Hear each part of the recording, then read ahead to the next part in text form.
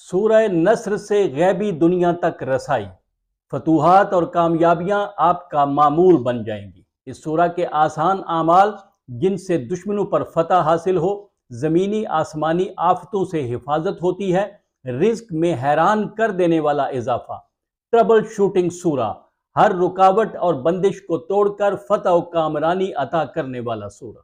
میں ہوں سید عامر جعفری۔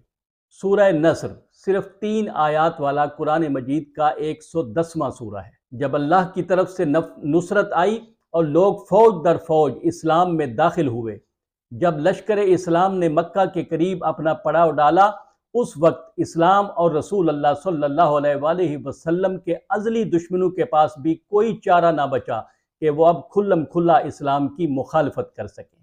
چنانچہ حضرت عباس ابو سفیان کو حضور صلی اللہ علیہ وآلہ وسلم کی خدمت میں لے کر حاضر ہوئے۔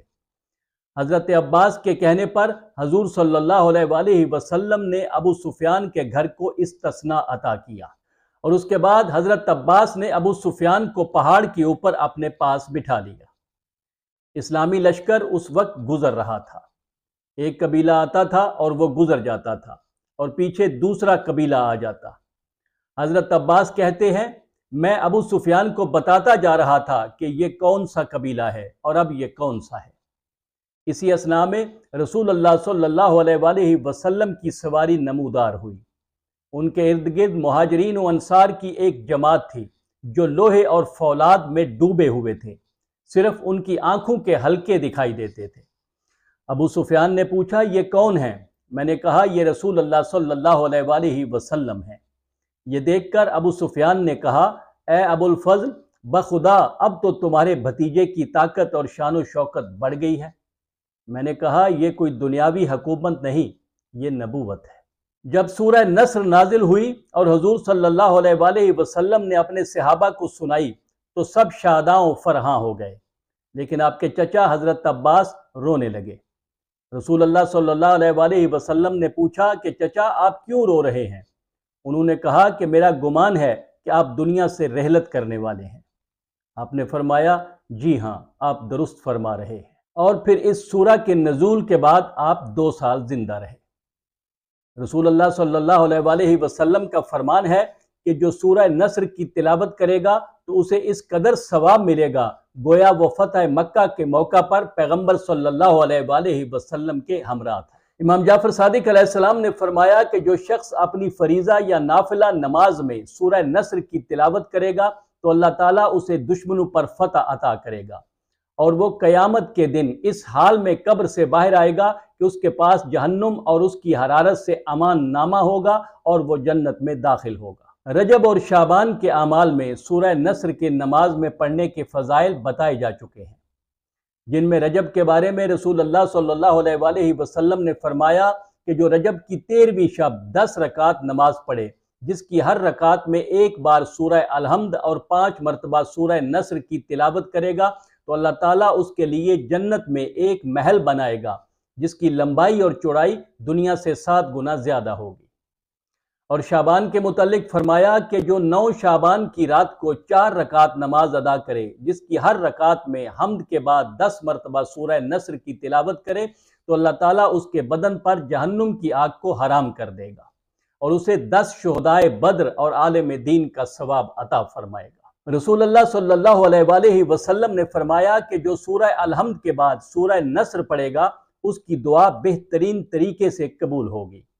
جو حمد کے بعد 7 مرتبہ سورہ نصر پڑھے اس کی دعا قبول ہوگی اور اسے نماز کو اول وقت پر پڑھنا محبوب ہو جائے گا۔ جو شخص کم آمدنی اور مالی معاملات میں پریشانی کا شکار ہو تو اس کے لیے امام جعفر صادق علیہ السلام نے ایک آسان عمل بتایا ہے کہ وہ شخص جمعرات کی شام کو 40 مرتبہ سورہ نصر کی تلاوت کیا کرے تو رحمان اور رحیم اللہ اس کے رزق میں اس قدر وسعت اور اضافہ کرے گا کہ وہ حیران و ششدر رہ جائے گا۔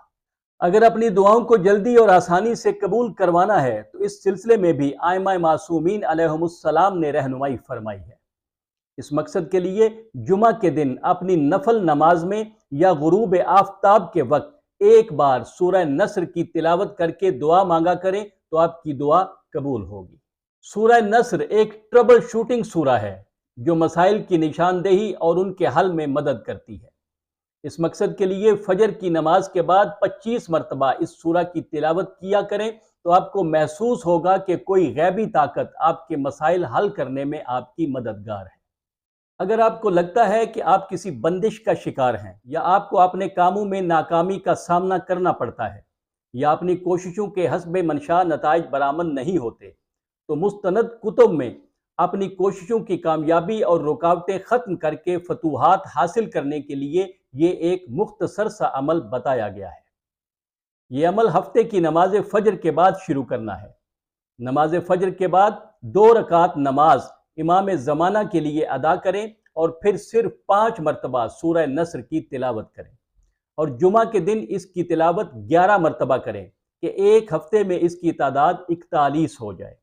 ہر روز تلاوت ختم کرنے کے بعد اپنی اسکرین پر موجود یہ دعا ایک بار پڑھیں، اور اگر یہ پورا ہفتہ نمازوں کی پابندی کریں، تمام صغیرہ کبیرہ گناہوں سے بچیں، مسلسل وضو میں رہیں اور گوشت اور لہسن پیاز سے پرہیز کریں، تو عمل کی کامیابی میں کوئی شک باقی نہیں رہے گا۔ لیکن اگر معاملات سخت اور بڑے ہوں اور ان کے حل کے لیے کسی بڑی اور یقینی کوشش کی ضرورت ہو، تو سورہ نصر کا 41 دن کا عمل ایک ایسا میزائل ہے جو ایگزیکٹ اپنے ہدف سے جا ٹکراتا ہے۔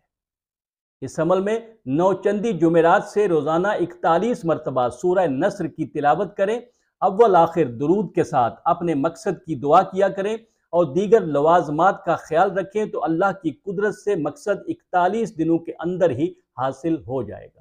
رسول اللہ صلی اللہ علیہ وآلہ وسلم کا فرمان ہے کہ دشمنوں سے بچنے کے لیے روزانہ 21 مرتبہ اس سورہ کی تلاوت کیا کریں، اور اگر آفات ارضی و سماوی سے محفوظ رہنا ہو تو روزانہ 7 مرتبہ اس کی تلاوت کیا کریں۔